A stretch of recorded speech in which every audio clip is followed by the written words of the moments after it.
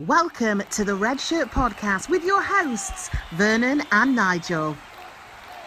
The Red Shirt Podcast, by Reds, for Reds.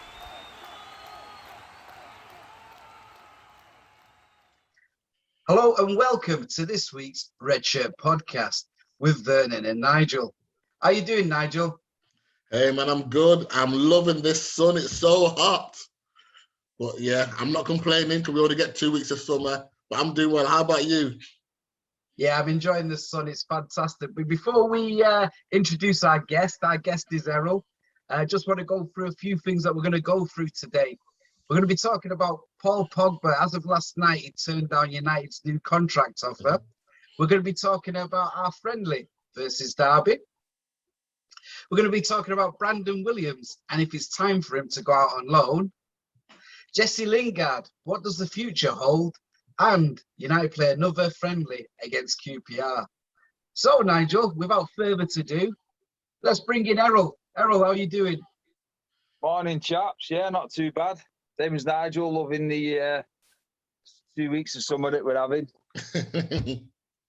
You can't knock it, can you? Do you know what I mean? I know that the temperature slightly dropped this morning. Everybody goes, "Oh, I can live with it now."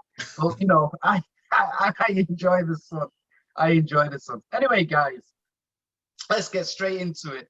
As of last night, Paul Pogba turned down his latest contract offer from Manchester United, which brings him into, if he doesn't sign, the last year of his contract, which means he's going to go from free for free. Now, there's been a lot of talk and links with PSG. Do we see him going, Errol, in this window? You know, I don't know. I think Pogba can see him running the contract down. And next season he goes, it's better for him, it's better for Errol. It's not good for United, is it? The problem now, I think, with these clubs is they're becoming powerless with players when they let the contracts run down because the players will just make their own minds up.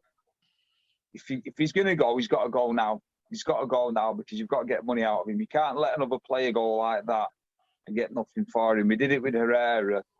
You just can't do it again. You can't just keep letting top-class players go for nothing. So for me, I don't want him to go. I'd rather him stay because he's very hard to replace. Very talented player when he's on it, when he's fully fit up and running. But if he goes, he's got to go now and you've got to get money in for him and then you can reinvest it in the team. I mean, obviously, inconsistent is the word, isn't it? Even by his own standard. That's not his fault, by the way. That I think he's just been mismanaged. So, the phrase "line led by donkeys" again. I think, obviously, the last show we did, I said he's one that I think the whole Pogba saga just needs to end. And so it's no surprise now that he's not signed his contract. And obviously it stinks of Raiola. But Raiola is just working for his agent and working for himself. You know what I mean? It's just this. Either way, he wins, isn't it? If he gets to go now, he's always wanted out. Or if he gets to go on his own terms in a year's time, he's going to get a bumper payoff. Raiola is going to get a massive payoff, which is probably the only downside, really. But it's time. The saga's got to come to an end. It's unfortunate because it just looks like United have just got their act together. And it looks like we're now beginning to bring the players in that maybe he's always wanted. He was promised a project, wasn't he, 5 years ago when he arrived. And it looks like now with Ole, it seems like it's just about, we're 5 years too late, aren't we? I think now, if we did this 5 years ago, there'd be no talk of him signing or not signing his contract, but it's just too little too late, I think. Yeah. I think that's an interesting point because when he came to United or when the transfer was happening, he was actually on the verge of going to Real Madrid. Real Madrid were favourites and were about to sign him. And I think what had happened was Woodward sold him a dream that United were going to build a team totally around him. And 2 seasons afterwards, the players weren't up to the quality that he was expecting, and United fans were expecting to be in, leading the line in the midfield, if you're going to be sort of competing against the best in Europe. So from that point of view, I could understand his frustrations, and also playing under Mourinho, who wasn't allowed to express himself, was it? Errol, Do you think that was one of the major things, his relationship with Mourinho? I think Mourinho upset quite a few people. Let's be honest. It wasn't just Pogba. I mean, Luke Shaw, Anthony Martial was another one. I think what's happened this season is, I think when we're looking at Pogba now and the team that he should have had around him, and these players that we're buying now, is this because of what happened with the fans and it may be scared the Glazers into spending the money? Because would they have really spent this money if those things wouldn't have happened? I think the answer is no, isn't it? So when we're sort of talking about it, and I agree with Nigel, it's too late now. But would we have got this summer if we wouldn't have had all the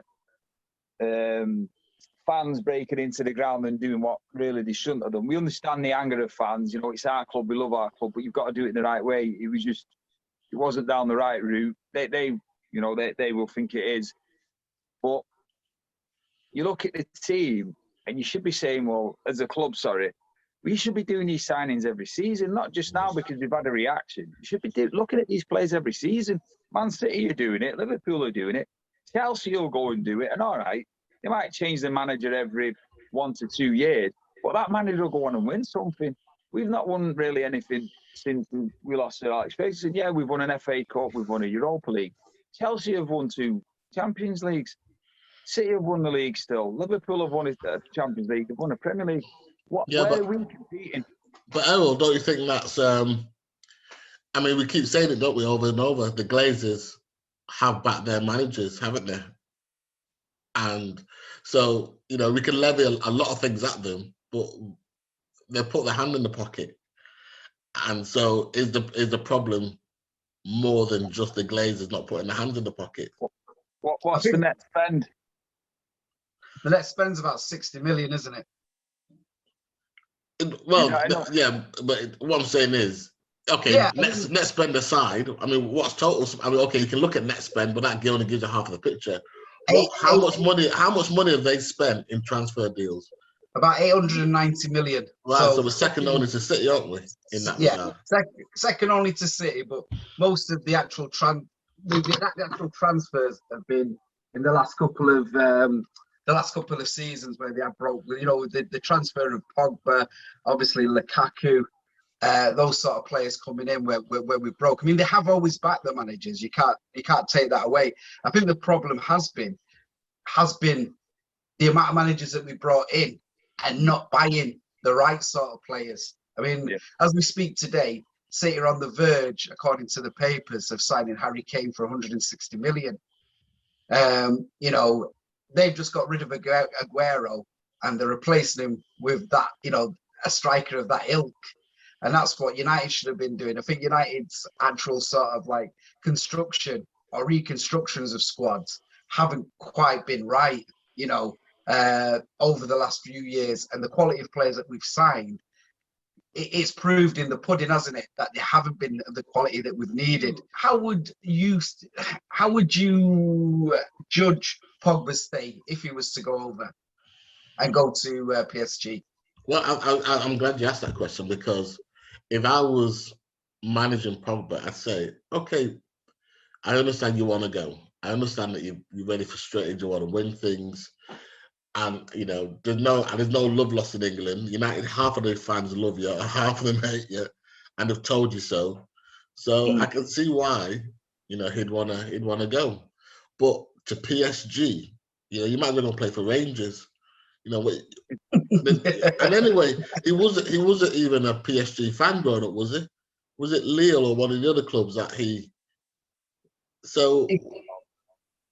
I mean, it could have been, but I suppose in football there's no sentiment, is there? Oh yeah, of course there's no sentiment, and it's all about the package, and that's Raiola, isn't it? I mean, I would almost advise him. Yeah, we understand that you've got to use your head. You're a commodity. You've got to, and your career is limited. But to PSG, come on, it's like, I understand Real Madrid. I half understand Juventus if he wants to go back there because he's got a love affair with them. Come on, PSG. I think he's going to sit the year out, run the contract down, and I think next year it's the Real Madrid move. They can't afford him because he's not going to go for small wages, is it? There's rumours that there's a 400 grand sort of offer from United, whether that's true or not. But he's going to be up there because they're going to have to pay him more than David De Gea. It's as simple as that. So then you're getting into the 400 grand bracket. And personally, I don't think anybody should be paid that money. It's ridiculous.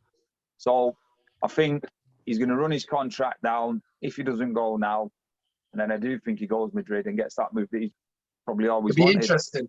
Yeah, but would you play him? I mean, somebody signed him just dies if he does that. It's like, okay, so this is not about football then, is it? This is really about money. And I know it's supposed to be about, so said it is about money, but it's like something within me would just lose respect if that's what he would.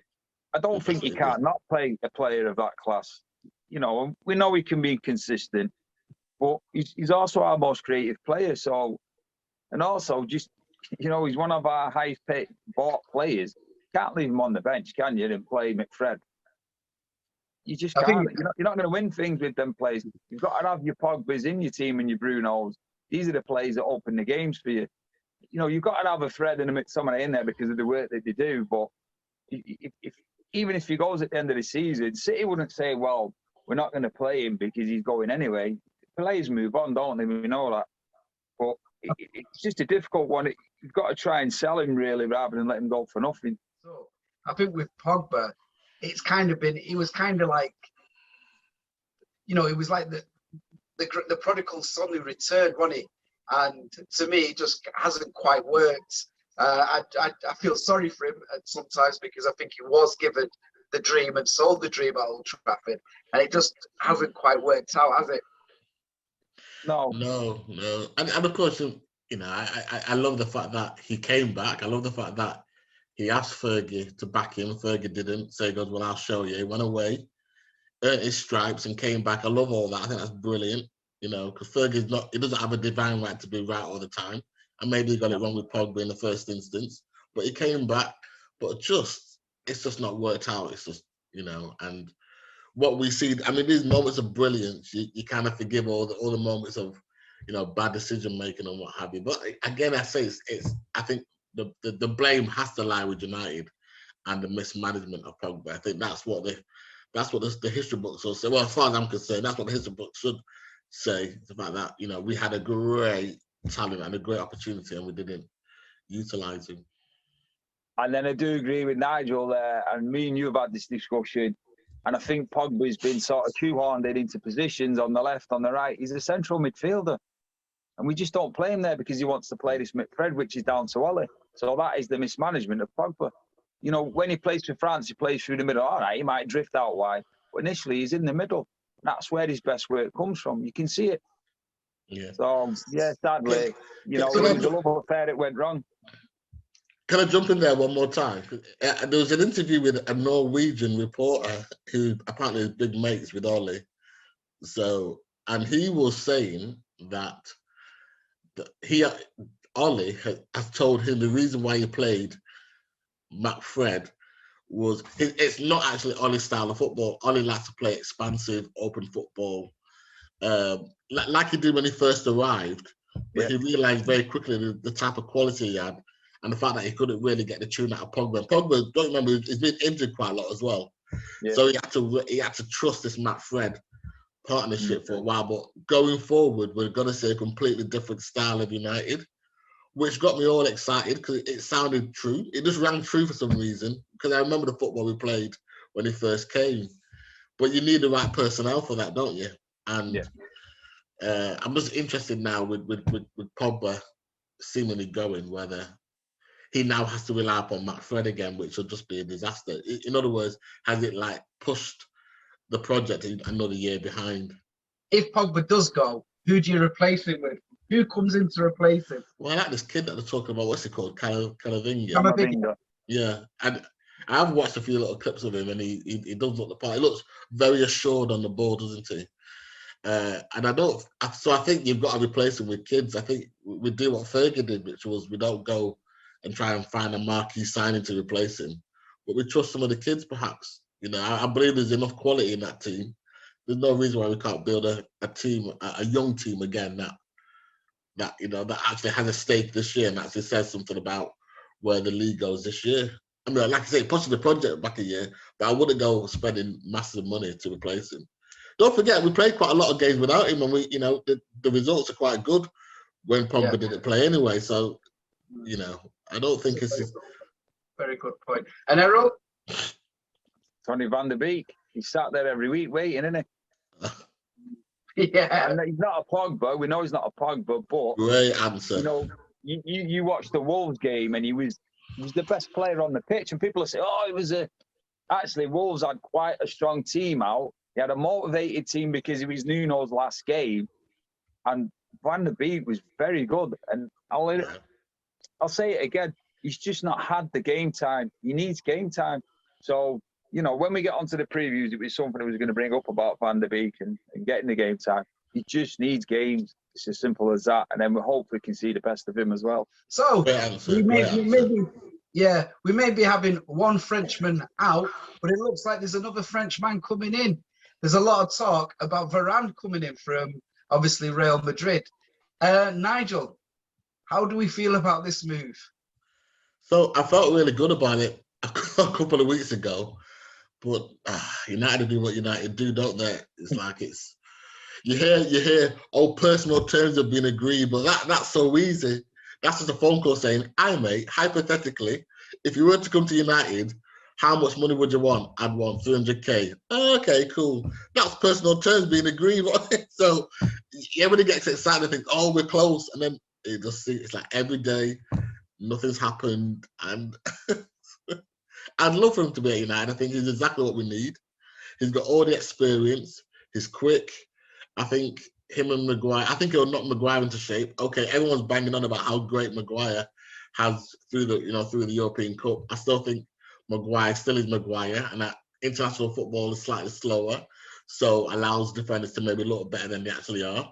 But I think Varane is exactly the guy that Maguire needs. Well, obviously, I watch a lot of United podcasts, and Romano's been on them a lot, and he's basically said that the issue now is just the fee between the two clubs. United have gone in with a lower fee than what Real Madrid. Now you can put a value on Varane. If you pay 50 million for him, it's a good deal because he's a top 5 centre half. I was watching some stuff on him in the week, and the guy is quick. I think it was the Evening News put something out about they're worried about him not being fast. No, what football are they watching? Are they watching the right Varane? Have they spelled his name correct? Incorrect. The guy is good. He's a winner. He's a World Cup winner, Champions League winner. He's a league winner.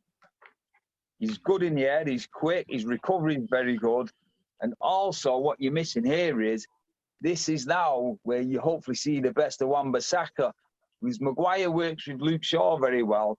You need a player that can work well with Wan-Bissaka. And he's got that experience to tell him where to be. And also, hopefully, he doesn't get sucked in at the back post because Varane won't duck a ball. He'll head it. At times, you don't know where Lindelof is, he seems to go missing a bit, or he's getting dragged in for whatever reason. And also, it'll break up the midfield because you won't need 2 of them in there when you've got a quick centre-half. You just need one holding midfielder. And when we talk of the Pogba thing there is, what we're really missing is this CDM. And I'm not sure Camavinga's a CDM. I think he's a more box-to-box, but they'll say you can play there. And if you're saying we can go out and buy an 18-year-old Camavinga, why are we not putting trust in Ghana, who's 20 and a CDM? Yeah, I think United are just wanting him to go out on another loan spell. I think when he went out to Watford last year, they brought in a new manager, and he didn't get enough game time. But when he went to Forest, it really worked well. So I think what they're wanting him to do is just toughen up a little bit more in the Championship, and then they think that he's ready. I mean, because he is a good player. I mean, I watched him on Sunday, and you can see that there's a player there. I was just, watching it. Like his all-round positional play, and obviously his ball distribution. The expectancy is to win something every year anyway. And the very fact we haven't won anything for a few seasons and have been close. This team has been banging on the doors. They've gone to semi-finals. Now they've got to a final, and I think a lot of people feel that he's got to deliver now. He has to. He's got the players. He's probably got the strongest squad that we've had in years. So he has to deliver. And I think this season, if it's not happening, he'll start losing the trust of the players, especially the older players. The younger players, because they're getting game time, they're happy. But you've always got to convince the older players that you're the right man. And I think that's where it'll come from. I think that, the older players will then start making noises, which then the board upstairs will start listening to. So, if we're not doing well by Christmas, I expect him to be, under pressure. I think he just has to have another transfer window, and then we'll see where we're getting from there. Because like what Errol said, the team's shaping up. If this year he doesn't play Van der Beek, because the thing was Van der Beek didn't even get on in the final against Villarreal, which kind of, said everything about, to me, what Ollie feels about him. But I think that, this is the time now for him to prove himself. Going back to the Varane deal, everything that I've heard is that it's in place. Madrid are open to the transfer and literally want the transfer because of the money that they need to bring into the club. And I think he ticks every box that we need. He's a tall, he's fast. Do you know what I mean? And the problem that we've had, I think, in the spine of the central positions, especially the central defensive positions, over the last 2 years, which brings us nicely along to the fact that United played their first pre-season friendly last Sunday against Derby at the baseball ground. Well, that's the old name. Pride Park is the new name for the ground. Nigel, what did you think of the friendly? I thought it was a obviously it's a friendly, it's a good game. Obviously, I thought Palestri was a revelation. We've all heard it. It was nice to see him get some game time, and he played brilliantly. He was very I don't know if I should say this, but it's very Messi-esque, isn't it? I mean, the way he took that goal was just brilliant. Imagine the fact that, was it you that mentioned a few weeks ago that nobody ever takes the ball around the keeper anymore? Yeah, and here's this guy taking the ball around the keeper. Is like, someone's been listening to Vernon, haven't they? So, yeah, and I thought generally, I mean, obviously we still looked rope. I thought that goal was a bit ropey. But I mean, it's a pre-season friendly for crying out. But yeah, there was some good brights. Obviously, Chong being back was interesting. Well, he's on the verge of going to Birmingham City on loan, isn't he, Chong? Yeah, I don't see him as a United player, if I'm honest. I just thought maybe he could have got to it a bit quicker, but maybe it's a good hit. Maybe you discredit in the striker a bit, but just thought it was a bit of a soft goal. And also, I thought defensively we didn't get out quick enough, so maybe you got to put a bit of the blame there. And looking at I watched most of the friendly. I had to nip out and missed a little bit, but I think you look at some of them players there, I think some of them are in the shop window. Because talking to Chong there, you just bought Diallo, Palestri and Sancho. Yeah. Chong's not fitting in, unfortunately. He's not going to get in, and I think the best thing for him is go on loan, get a good move for the lad, move his career on, because it'll just stagnate at United now. Yeah. And some of them other players, Elanga, maybe they'll go out on loan, get some more high-level experience. But I thought there was some good positives. Garner played in the middle. He looked quite good, like you say. Atayu looks quite good.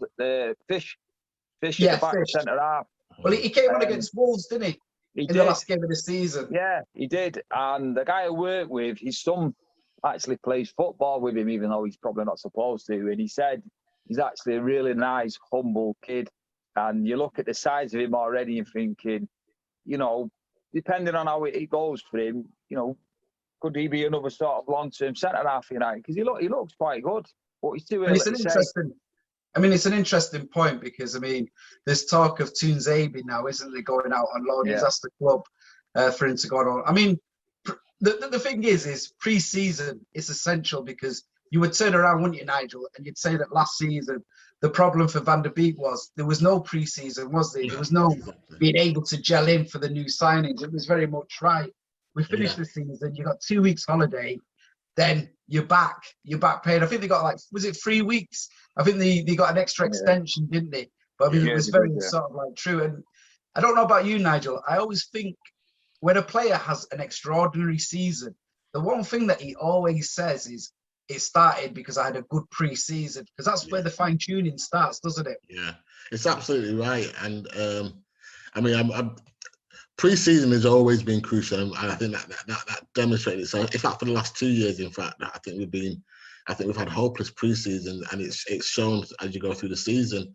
I've also got an eye on the fact that it's the World Cup at a dodgy time next year as well. So you're almost wondering what's going to happen next year as well. And I think it's for the FA really need to step in now and to show some gumption and do something about just protect these players, because I mean you've got the Olympics this year, and some of the young some players have been released to go play the Olympics. It's like, this is just ridiculous. Well, Barley and Ahmed Diallo have been released, haven't they? They've played already. They've already they've played already. So I mean, it's interesting because we mentioned like a few players that we were looking at, and there was two that I really wanted to talk about. One of them was Palestri, but I think the first one is Brandon Williams. Now, there was a lot of talk last season, especially in the transfer window, that he was going out, on loan. And I think in the end, Ole stopped it, put a block on it, because he was frightened of losing players to COVID. So he wanted that cover. Errol, Brandon Williams, does he need a loan move? 100%, because he's basically wasted a year of his career now at United, sat on the bench, splintering him with Van der Beek. It's ridiculous the way Ole has treated some of his players. I mean, you have the goalkeeping situation, which we've talked about. You've got the defenders there now. There's times when he could have given Wan-Bissaka a break, and he could have even played Tuanzebe at fullback. He's a cracking player, but he just won't give him that chance. And when he has come in, he has actually done well. Yeah, we have, people will go back to the Istanbul game, but you could pick out a lot of players in that game that didn't play well, but they seem to be all falling on Tuanzebe, and I think it's a little unfair on the kid, because to me, every time I see him, you go back to the Paris Saint-Germain, he was fantastic in that game, but then the next game he was straight out. So how's he supposed to get any kind of form? He doesn't. Again, it's this thing of not giving players game time, because all he wants to play 13 players and burn them all out. And then at the end of the season, you want to throw a player in who's not played for 3 or 4 months, and you expect him to be the next best thing on the pitch. And it's difficult.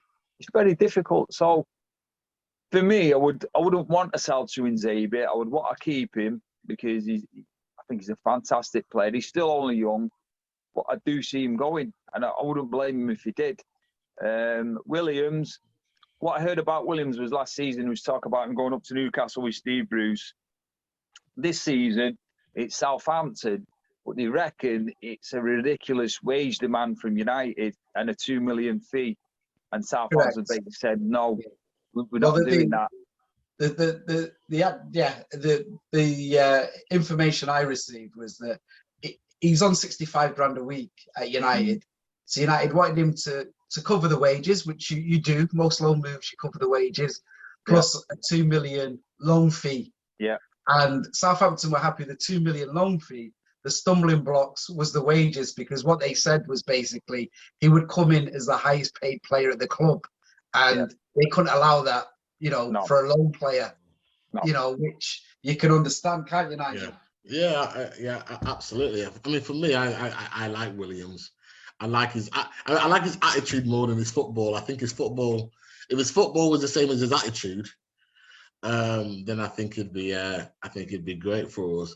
I guess I probably want him to stick around. I think I don't mind Williams being around, because I think he does offer something. And this all talk about Trippier coming, I tell you what, I'd have Williams all day long before I'd have Trippier. I know Trippier is a set piece specialist, but come on, who cares about that really? I actually like him. I think Williams is one of our. Okay, he's had some dodgy games, but he's as young, and he's like Bambi, isn't he? But I think eventually he'll become a quality right back for us. Obviously competing with Bissaka for that place. So I'm a little bit conflicted about him going really, and more so than other players. But I absolutely agree with you with Tuanzebe. I think his treatment is diabolical. I think you talk about one player and he immediately then leads to like conversations about other players, and I think Tuanzebe is a real. I mean, here's another thought for you. I wonder what Rashford thinks now, because he went to the European Cup the European Championship. I didn't play a single game. Well, came on and missed this penalty. Yeah. And you have to wonder, that's Ollie burning you out all season. That's Ollie just playing you, whether you're injured or not, game in a game because you're his favourite. So it's great for United, but then the end result is you have a horrendous tournament with your national team. And I know national versus club is a different conversation altogether, but there's a price to pay when you're injured and you keep getting played just because you're Ollie's favourite. And if Ollie's mismanagement as Rashford has led to his deterioration over the last 18 months, so you've really got to be careful now about how you utilise the players that we've got. And to that certain extent, your squad is important, and that's why I would keep people like Williams. Okay, I know the different positions, but you get the point I'm trying to make. Yeah, Nigel, Jesse, is he in or is he out? He's totally out for me, man. We've had this conversation before, and he's still out. Nothing has changed for me, and I really like him. I really respect him. I think he's a good player, good servant for the club. Nothing but respect for him, but he's absolutely got to go. He knows it's his time now. So he's better off playing for another team and just like he did last season and showing everybody what he can do. He absolutely out for me. Errol, Jesse, where do you see Jesse? I think what you got to look at with Jesse is teams go and attack West Ham. We have a low block. So if Bruno struggles, he's going to struggle because he's not going to have that space because that's where he's good. He's good at running through the lines. He's fantastic at it. You could see that with West Ham. You'd be getting hit on and then all of a sudden they break out and Jesse Lingard was nearly always the one that was heading the break with the ball. Or he'd find the space to run into him. Very, very good. The other side of it here is we've just been talking about your Palestras and your Diallos. If he stays, he knocks them back a peg again because he's going to want game time because he's a senior player. But also, I've heard that there's talk of Everton being interested in him, which I think's a better move because it's more local. He lives in Warrington. Liverpool's only down the road, so travelling-wise, he's no worse than probably coming to Manchester. So, personally, I think, himself and his career, and I think he still wants to try and get in the England squads, and it was because of playing for West Ham that he got back in.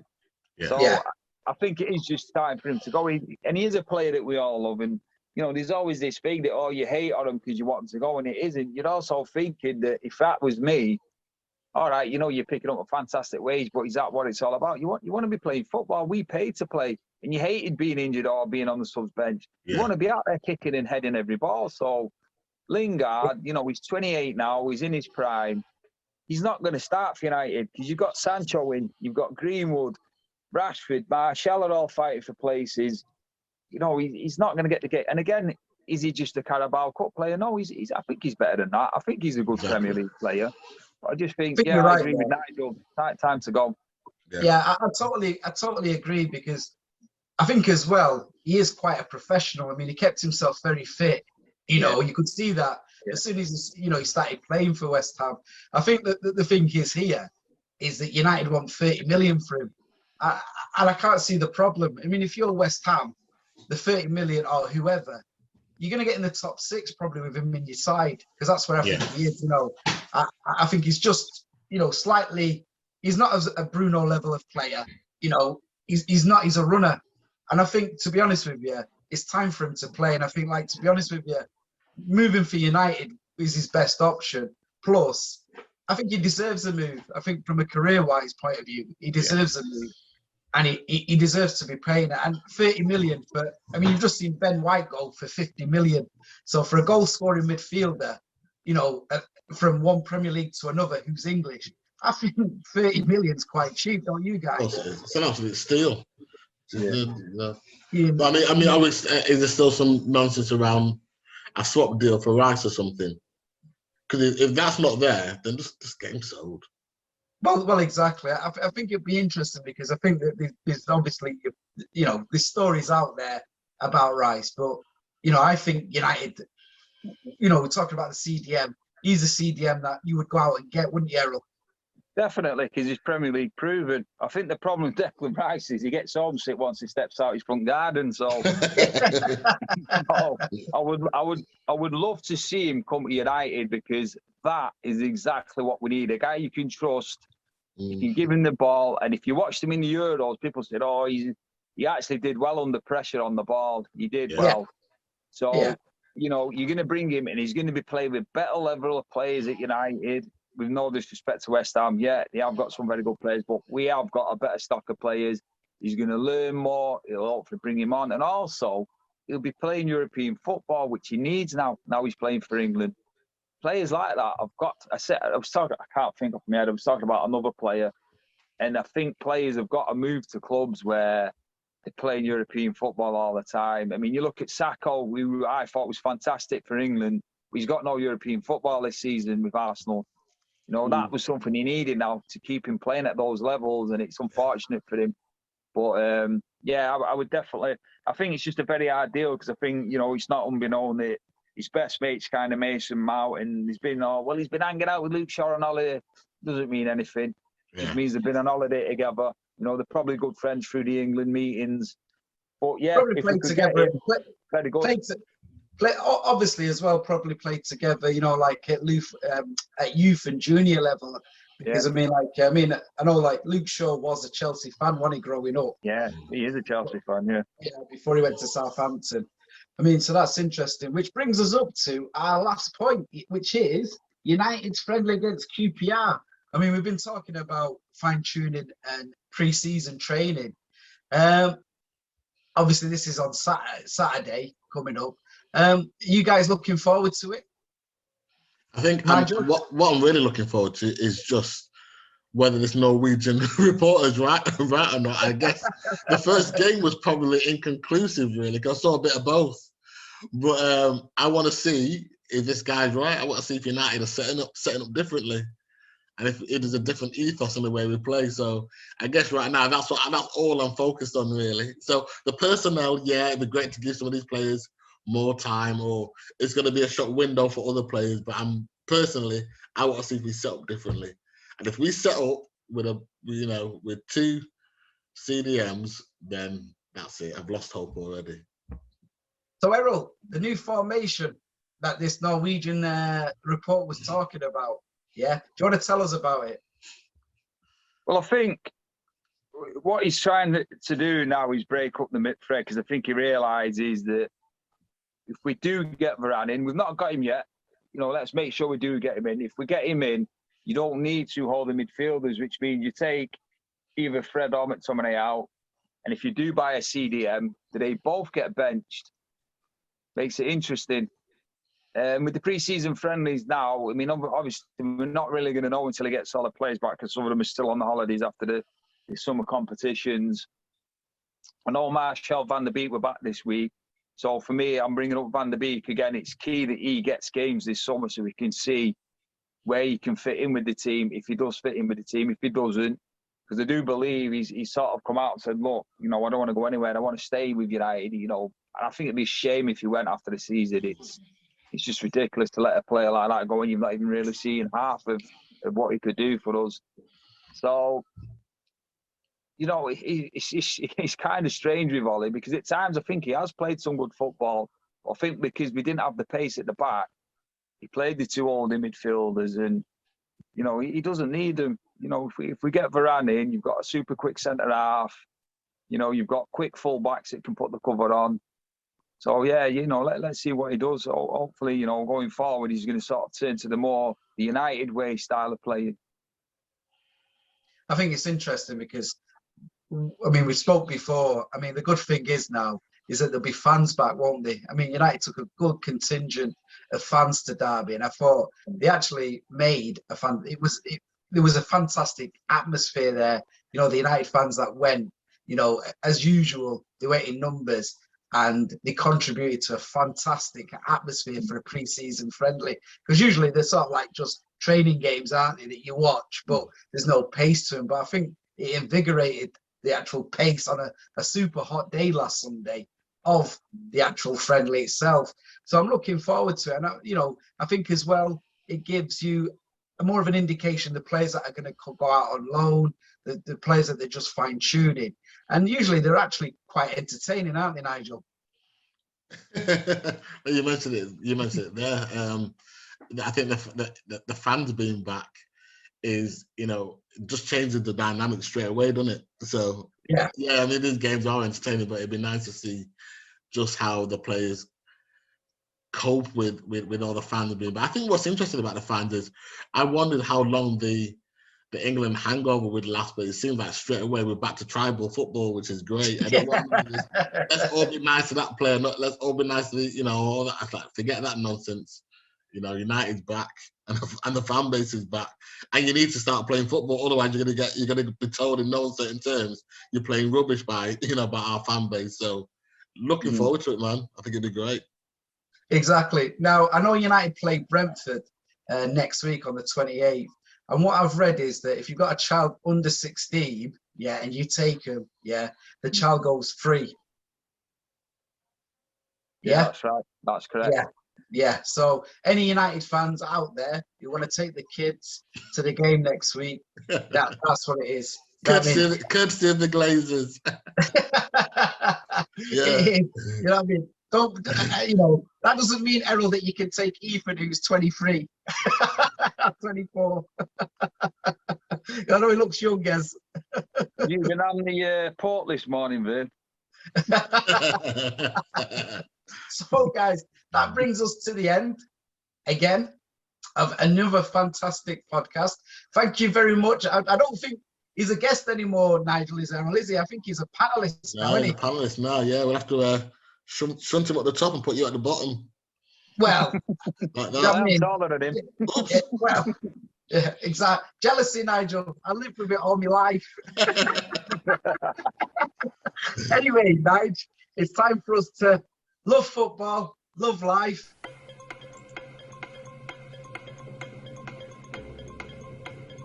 Yeah, Nigel, so it comes to that time again when we say, keep that red flag flying. The sun's out, the guns are out, man. Have a great time.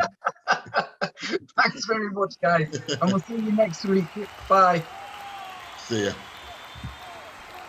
The Red Shirt Podcast, by Reds, for Reds. Don't forget to like, follow and subscribe to the Red Shirt Podcast.